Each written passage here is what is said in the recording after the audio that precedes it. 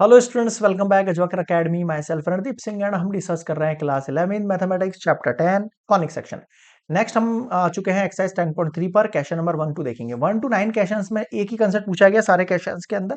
तो देखो क्या कह रहा है। Firstly x square upon 36। अब ध्यान रखना है 36 जो है इससे ग्रेटर है। अगर ये इससे ग्रेटर होता है और एक्स एक्सिस के एक्स स्क्वायर के नीचे होता है तो आपका जो इलिप्स बनेगा वो अलोंग एक्स एक्सिस बनेगा। ठीक है, ठीक है सर।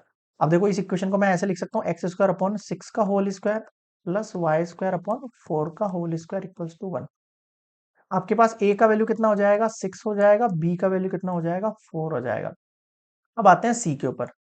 सी क्या होता है आपके पास, रूट ए स्क्वायर माइनस बी स्क्वायर होता है। ठीक है, ए का मतलब है 6 स्क्वायर, बी का मतलब है 4 स्क्वायर। 36 4 4 जा 16, हाउ मच।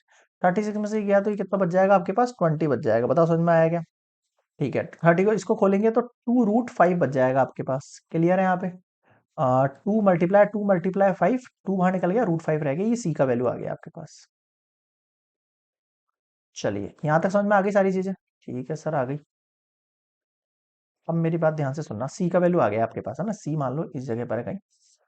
अब ऐसे पूछा गया find the coordinate of the foci. सबसे पहला फोकी ऑब्वियस बात है इस जगह पे भी होगा, इस जगह पे भी होगा। तो कोऑर्डिनेट्स ऑफ द फोकी।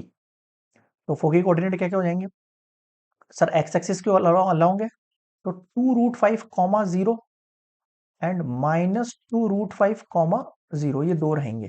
ठीक है, अगला सुनो, वर्टेजेस ऑफ लेंथ। वर्टेजेस, वर्टेजेस मतलब इस पॉइंट की बात हो रही है यहां से लेके यहां तक।